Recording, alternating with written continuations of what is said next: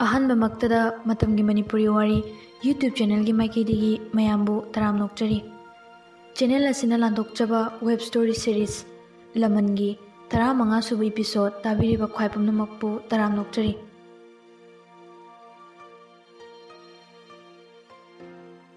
निंथेम होइसु मणिपुर यौरक्ले निंथेम तुमिना लेथोक्ते पामैबगी मरमदा मागा कनागा लोइनरी कमदौरी थिगतली सनातोंबगी मिसीगी केस की फाइल दो पुथोक्तुनी येंगी पामैबना हातपनी खंगलबसु चपचाबा एविडेंस लेतबना पामैबबु हेक्ता फाजनबा यादे सनारेसु करी कमदौना मचा रोजीदा वारी से ज्ञान ताहने खनबदा खनफम खंगदब हाइबद ओइरे पामैबदा फोन तोए हेलो करी लेरगे पामै इचा बोइगा मुक्तंगुना हलो अबेदो कदाइदा थमगे नंगना अइना युमदा लाकपदा लेरमद्रिदो पामैबना जुली नंगना इचादो उनबा पामलबदी अई अपामबा पिगदबनी नंग हुजिक करी पामनिगे नंगे अनिंगबा पुनमक थुंगलबा नत्रो मखा ताबा करी पामनिगेबा हायो नंगे अपामबा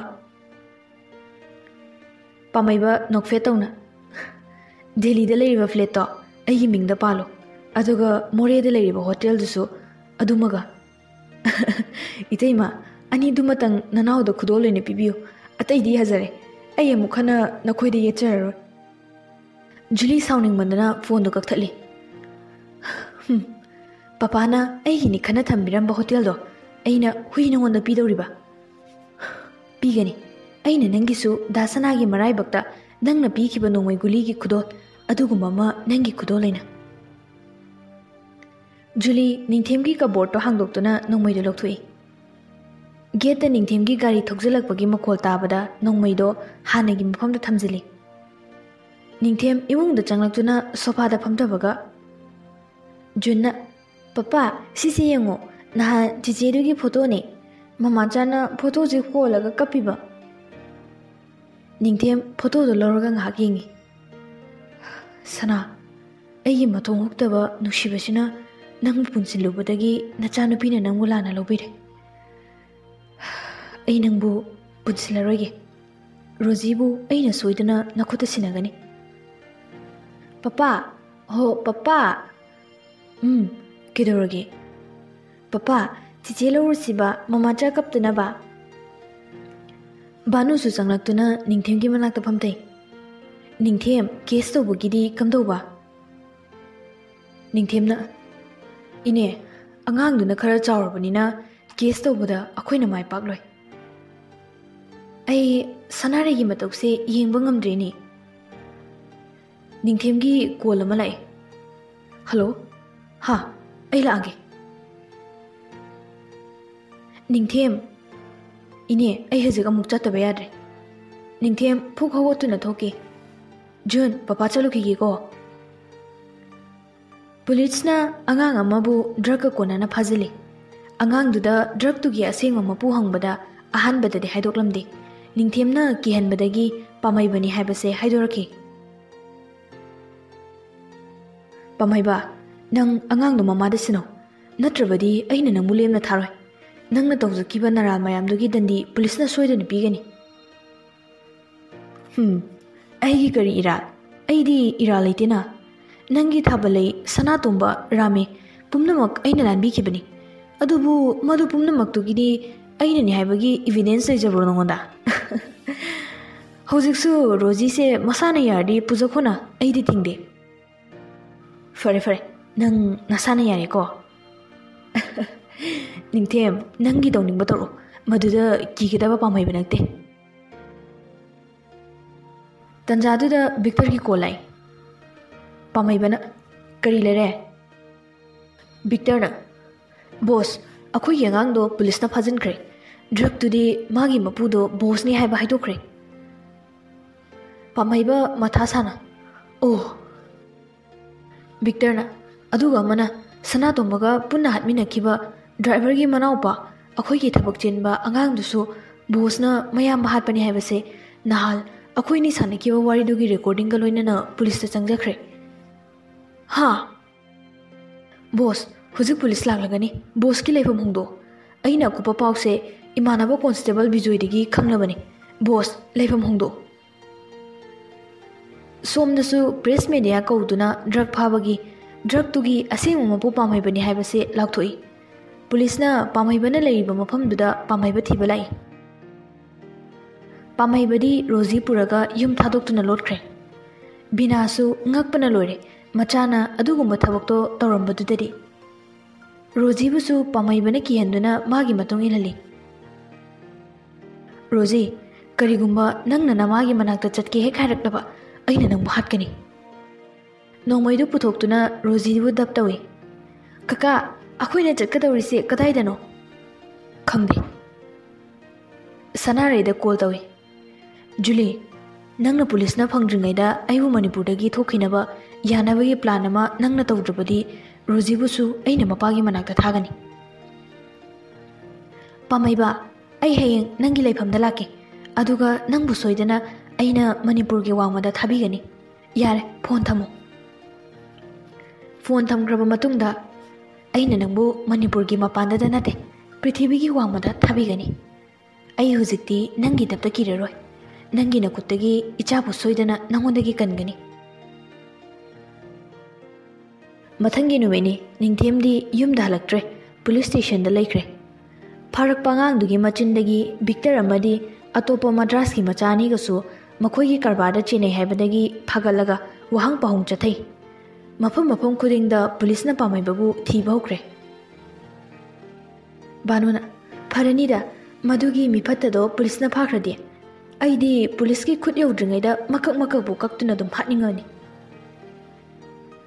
सनारेना इने ऐसु माबु इखुtsiना हादबफो पेलर आई माना इ पुनसिदा तौखिबा मयामदो तसेंगना पेंदे निंगथेमगी कोलाई बानुना सनारे इबुंगो निंगथेमगी फोनिने लागलिबसे सेसे हेलो दादा ताई सना ngасidi ayam nungai nangi aningbा थुंगनबा ngamnagani पामैबबु सोइदना पुलिसना फारगा मागे मरालगी मतुंगिना दंडी पिरगनी सना तोंबगी मिसीदुसु पामैबनेनि हाइबसे चपचाबा एविडेंस एंगोंदा लेरे विक्टर का पामैबगा युंगौरगा सानखिबा वारीदुगी वीडियो क्लिप तुसु एंगोंदा लेरे दादा कमदौना कनादगी फंगलिनो निंगथेम हराउना नुमितुदा सना तोंबगा पुना सिमिनखिबा ड्राइवर की मनाउ नुपा अंगांग अमना सिनारकपनी ओ राजुनी आई खंगे मादी पामैबगी थबक कना चेनबने अंगांग दुबुसु पामैबना एंगोंदा तौखिबा ड्रामा दुगा चमानना राजुदसु मयाम बात की बगी लमन डीएसपी निंगथेमदा खुमु हाइदुना पामैबना मागी थबक सिजिनबनी राजुदो दादाबु बारुनी चिंगदा पुबदा दादागी ममांगदा बुलेट थोबा ngang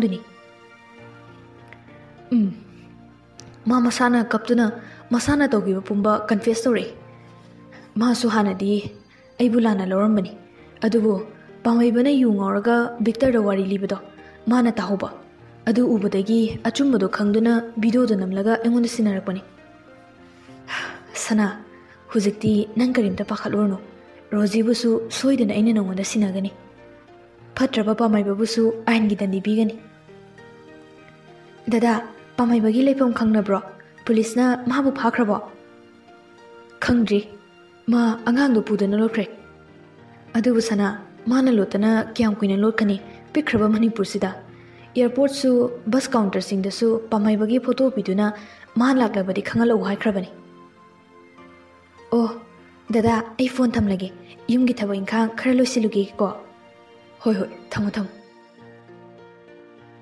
करिगुम्बा पुलिसना फाख्रबदी पामैबगी थवाइदी कल्लगनी चही 5-10 जेंदा लेरगा थोलकनी अइना माबु हिंगना थम्बा पामदे अइगी इखुत्सिना माबु हातुना लमन खुंबदुनी अइना पामलेबसे बानुना इबेमा कैदौरगे मुरुम मुरुम सोंदुना लेयदे हा किसुम तौदेदेने अइगी युमदुदा चलुसिरा खनबा अइ हुजिक पामैबगी मनाक्ता चटपना चुंगनी माबु पुलिसना फानखिबा यादे हुजिक लो इबेमा कोना चलोदना इबुंगो निंगथेम लालगा हेपुन्ना हेक चटमिनरो ngасidi ine chathokhaning de ine kuirakloyi ai abegi school gi exam haidokpagi paw lakpra haina idom chada hangnuge tawbani o ado driver ji chulai kibani maga hek chatminaro angang kharsu pukhoko natomda chatpado nungaite ꯌꯥꯅꯤꯗꯩꯅꯤ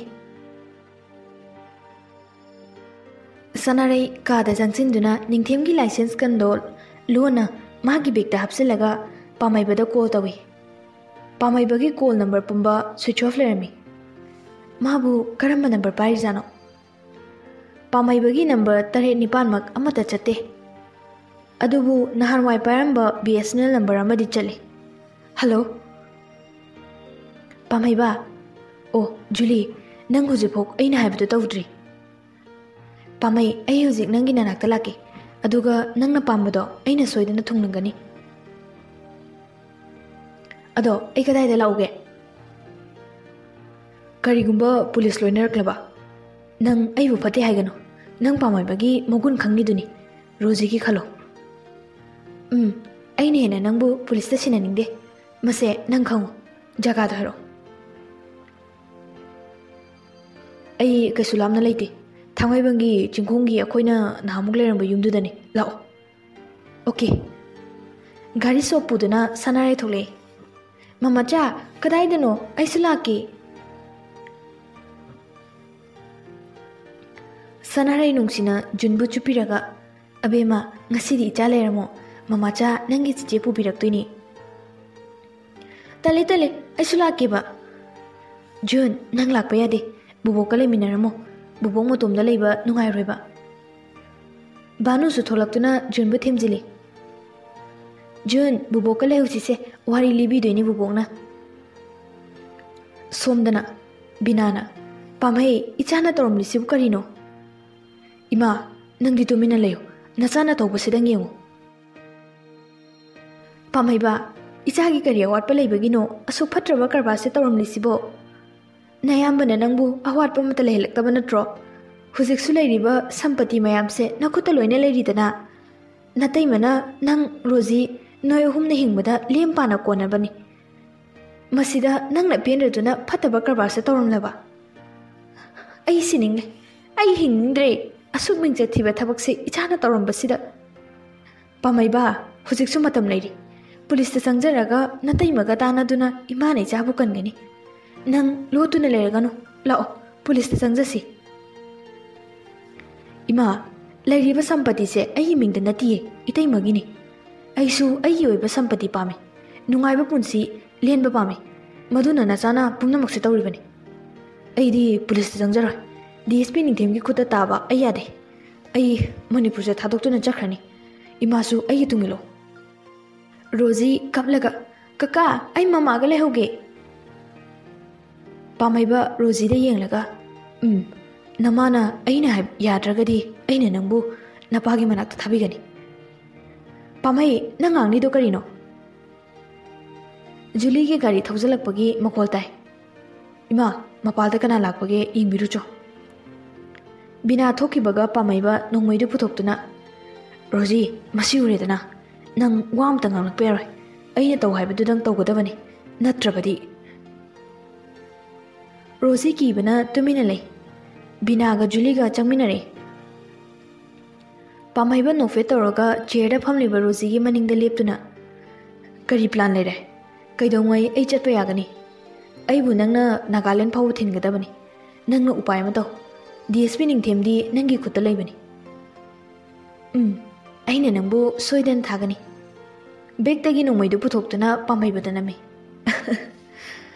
ꯔꯣꯖꯤꯕꯨ ꯑꯩꯒ ꯊꯋꯥꯏꯒ ꯑꯣꯟꯅꯕ ꯄꯥꯝꯂꯤ ꯅꯠꯇ꯭ꯔꯣ ꯌꯦꯡꯊꯣꯛꯂꯨꯕꯗ ꯔꯣꯖꯤꯒꯤ ꯃꯅꯒꯟꯗ ꯄꯥꯝꯍꯩꯕꯅ ꯅꯣꯡꯃꯩꯅ ꯅꯝꯗꯨꯅ ꯂꯩꯔꯝꯃꯤ Rosie ꯀꯞꯂꯒ ꯃꯃꯥ ꯑꯩꯕꯨ ꯃꯃꯥꯒꯤ ꯃꯅꯥꯛꯇ ꯂꯩꯍꯟꯕꯤꯌꯨ ꯀꯀꯥꯅ ꯑꯩꯕꯨ ꯀꯤꯗꯨꯅ ꯄꯥꯝꯍꯩꯕꯗ ꯑꯃꯨꯛ ꯌꯦꯡꯉꯤ ꯕꯤꯅꯥꯗꯤ ꯄꯥꯝꯍꯩꯕꯒ ꯖꯨꯂꯤꯒꯒꯤ ꯃꯑꯣꯡꯗ ꯉꯛꯅ ꯌꯦꯡꯗꯨꯅ ꯂꯩ ꯖꯨꯂꯤ ꯅꯪ ꯈꯨꯠꯂꯥꯏꯗꯣ ꯊꯥꯗꯣꯛ ꯅꯠꯇ꯭ꯔꯕꯗꯤ ꯔꯣꯖꯤꯕꯨ ꯑꯩꯅ ꯕꯤꯅꯥꯗꯤ ꯄꯥꯝꯍꯩꯕꯒ ꯖꯨꯂꯤꯒꯒꯤ ꯃꯑꯣꯡꯗꯨꯗ ꯉꯛꯅ ꯌꯦꯡꯗꯨꯅ ꯂꯩ ꯄꯥꯝꯍꯩꯕꯅ ꯖꯨꯂꯤ ꯅꯪ ꯈꯨꯠꯂꯥꯏꯗꯣ ꯊꯥꯗꯣꯛ ꯅꯠꯇ꯭ꯔꯕꯗꯤ ꯔꯣꯖꯤꯕꯨꯁꯨ ꯑꯩꯅ ꯖꯨꯂꯤ ꯃꯈꯨꯠꯇꯨ ꯅꯣꯡꯃꯩꯒꯤ ꯇ꯭ꯔꯤꯒꯔꯗ ꯅꯝꯊꯒꯦ ꯇꯧꯏ ꯄꯥꯝꯍꯩꯕꯁꯨ ꯃꯈꯨꯠꯇꯨ ꯃꯟꯊꯒꯦ ꯇꯧꯏ ꯔꯣꯖꯤ ꯀꯞꯇꯨꯅ ꯃꯃꯥ ꯖꯨꯂꯤꯗꯨ ꯄꯥꯡꯒꯜ ꯊꯣꯛꯐꯝ ꯂꯩꯇꯦ ꯕꯤꯅꯥꯅ ꯖꯨꯂꯤ ꯄꯥꯝꯍꯩꯕ ꯅꯈꯣꯏ ꯑꯅꯤꯅ ꯇꯧꯔꯤꯕꯁꯦ ꯀꯔꯤꯅꯣ ꯑꯩꯕꯨ ꯒ꯭ꯌꯥꯟ ꯑꯃꯨꯛꯇ ꯇꯥꯍꯜꯂꯣ Julie sauna. Indomcha pamai babu aina aigi da sanagi manau pani haiduna kaya da nuksijaba. Adubu madi mi na lamdre. Mi man ba sawaramni. Da sanabu mana makut makna mayam babu hatkibani. Bina ngakna pamai bada amadi Julie da yengi. Akoy sana tumbabo. Sana. Ningthem police station dagi mayum dali. Banuna Ningthem nang halak ne dana. Ado ibe madi leitine. Madu nupiduna pau nungai ba tamge tawraga leiramdene. Ine kaida chatkige mabo. Mayumda chalunina chatkibani. Driver puko su yade. Nanga punna chatmino haibasu yani kuirakloi harami. Phanadi kuirene mana chakrido.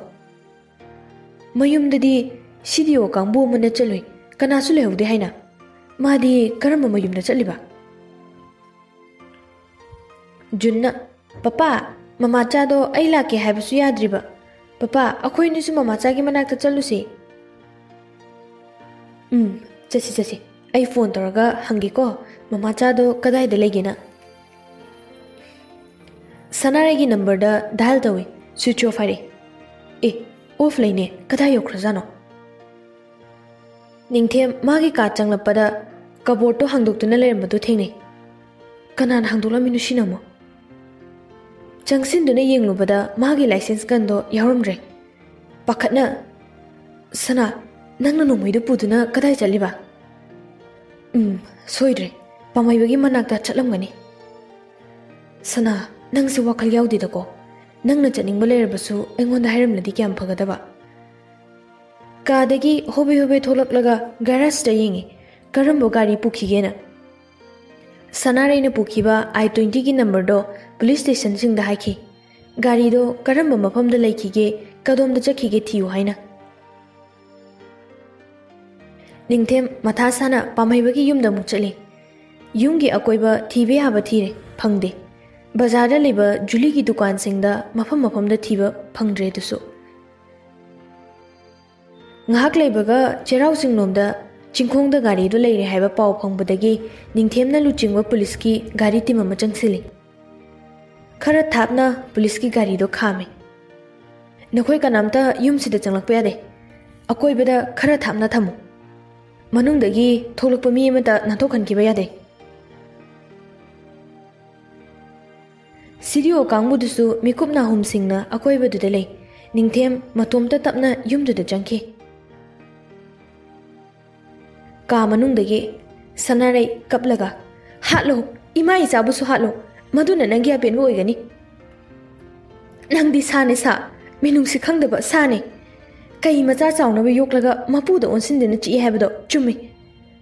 Dasana tombana nangbu pukminaba manaw mukni khanduna masagi mahi masing tamba pau toktuna apang thabak suraga mi mo oinaba honarakpa adugi mahiro. Nangna dasana to mahali base aduga mara leijadraba ipadubusu nangi phatraba karbartuna miyamda lana uhanduna police ta phanki. Ipaduna ikaibadagi wakhal anabo ina lekhidre. Aduga minungsine yomlaba achumbada tawjaba DSP ningthimgi nupibusu nangna hatkiba. Aduga aibuna aranba semjin sanjinba wahai haijinduna DSP ningthimbu hanabu khonahali. Madu pumnamak to pendraduna ichanupi karisu khangjadribise hanabu honaribise karigino. Pamaiba ai nangi miot minaise khangma ngamdre ai busu halo. Pamaiba karemnana Julie ai nang wahaloi ai gi lambi khak piu nangna aduga karigumba ai gi lambi piradradi Roziga aiga puna siminagani. Lapna thongalomdagi ningthem changlakpado pamaiba nore. Nongmaido Rozigi makokta namlaga. Oh, nangna police puraklaba. Adudi aigi thajaba manghalaba. Rozi se Sanarai kanna laure. Pamaiba nang adumna tawgono. Pamaiba ai nangbu soidana kangani. Ai police puraktiye. Aduga DSP ningthemna mafam sida lakni basidi. Sanarai thongalomda yengbada ningthem changlakpada uraduna. Dada, nang changlakano. Bina kaplaga Pamaiba nang ngaurabro se nongmoido thado angang sisu pakhatlimi Pamaibagi manakta mama bina changi tawi nakhoi kanamta ayi manakta changsilakano ai ngaure ayi mayokta lerako mokoi pumbasu aina hatkani Ningthem imungi launabado tabaga khulai thuna chinsili Pamaibana DSP Ningthem khulai do thado natrabadi aina ngang sibu hatkini Ningthem khulai do thadade Pamaibagi manakta tamna changsilai Pamaibusu magi khulai do thadokte Sanare chinsinduna dada nang sida kai thoba laknino se khulai do thado Rosie gi thawai bu kan biyo icha gi thawai bu kan biyo dada please Ningthem kapliba sanare bu muningi ngahak kari tawsi khali mama ai am ki mama ai bu kan biyo bubo ai bu hat bi gano Ningthem sauna Pamaiba nang kadai da su chenpham leroi Police na mai kai khudima question krabani Police changja hobana nang na thwai hingani Pamaibana ai sirabasu aina angang sibudi pukhigani khulai thado DSP aina masing thibasida thadoktragadi ama ani sanare kaplaga dada please Ningthem upai leitaduna makhutagi nongmaido tamna makhada thadai Angang dugi makokta nongmai namlaga mangakta mukhut amana konduna puthore Binana Pamaiba nang adumna tawgan imagi Pamaiba Rosie gi mangakta konniba Pamaibagi makhutto mayana chi Ayo Rosie na mama gi manakta chinsile Pamaiba asawbana henkiduna nongmoido kapthore Binana chinsalakpada kapthoraiba marudu binana oina panki Ima Bubok Sanarisu pakatna Inomja Ningdem makhada tariba nongmaido khungatuna Pamaibada kapi Pamaiba makhutta nongmaina panduna khutagi nongmaido laimaida taki Nongmai kapagi makoldo tabada mapalda leiriba sidio kangbudusu chensilei Nakhoi mapalda dum leyo Rosie binabu konduna kaplaga Bubok aibu thadoktuna chakhino bubok Indumcha nangna tawrisi karino Binana Jeli pumnamakse icha phattaba phoklubagi nine icha sana thombagi akhoigi damak Nanausi damakta hona kiba akoina matam pumnamakta singma ngamlaroidaba lamando ngasidi kharada oirabasu nadom jana singdokpa saklage Ishu Rosie bubok chatlage Ningthem Ishu Rosie amadi Julie buluna tawbiyuko Ningthemna Indomja Sanare Indomja Nang chatkino Bubok Pamaiba magi nakalda tariba nongmaido makhut oiduna lamai Ningthem changsinduna makhutuna makhongda neli Pamaiba apokpa nama phawba minungsi leitaba sa nangdi hingduna leibada aphaba oiroi aduna nang boina lanbirage Sanarai phuk hogotuna dada ngaikho Ningthem ngakna Sanare da yengi Sanare Ningthem gi makhutagi nongmaidu mulaga mabu hatpe yaroi nakhoi kanamtana Pamaiba bu hatpe yaroi Pamaibana Julie Itema Pamaiba nayambana nungsina thamjaba inauni Itema nangsu nayambagi manakta leijaruro Nongmaido lokto chingduna Pamaibagi maraibakta nami mapi sintharaga Papa dasana ngasidi ei nakhoigi nofamda sakhiba wasak nakhoi hatpa mido ikhuna hatuna laman singlagi Itema ai bomukta ngakpiyo ai lankri itema ai bomukta kanbiyo nanaw kanbiyo Huzikti madugi matam henkre Pamaiba Tanjaduda Sanare na Pamaibagi maraibakta nongmaina kapke Itema Rosie. Rosie, Sanare, Ningthem punna leptuna pamai babu yengduna le.